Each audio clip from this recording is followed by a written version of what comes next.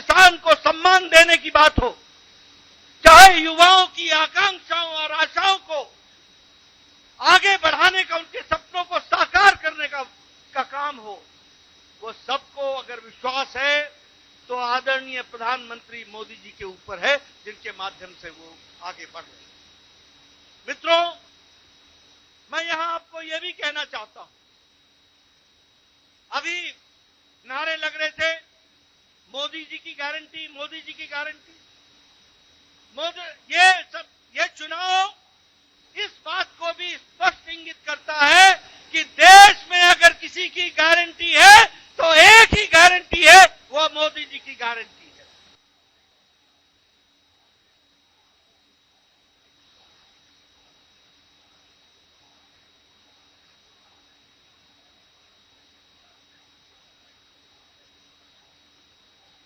और यह चुनाव के नतीजे एक और संदेश देते हैं जो स्पष्ट है कि मोदी है तो, मोदी जी है तो, ये स्पष्ट हम सबको देखने को मिलता है। मित्रों, यह चुनाव एक और बात का संदेश देते हैं, जातिवाद और तुष्टीकरण।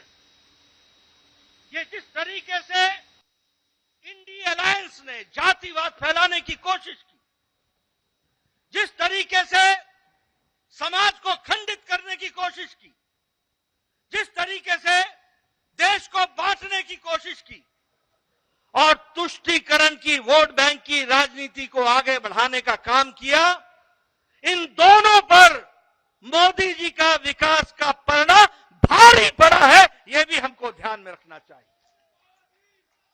और देश ने विकास को आगे रख करके इन चुनाव के नतीजों पर मोहर लगाई है, यह भी हमको ध्यान में रखना चाहिए। मैं यहां यह भी कहना चाहता हूं, आज ये इंडिया अलायंस, इनको नया नया शौक, नया नया जोश, नया नया नारा, ओबीसी ओबीसी ओबीसी की चिंता नहीं हुई। ये नए नए लोग, ये इंडिया अलायंस के लोग, ये कांग्रेस के लोग घड़ियाली आंसू बहाकर ओबीसी का नारा लगाते हैं। ये भूल जाते हैं कि देश को ओबीसी का प्रधानमंत्री मोदी जी हैं, तो प्रधानमंत्री मोदी जी ओबीसी के प्रधानमंत्री रहे हैं।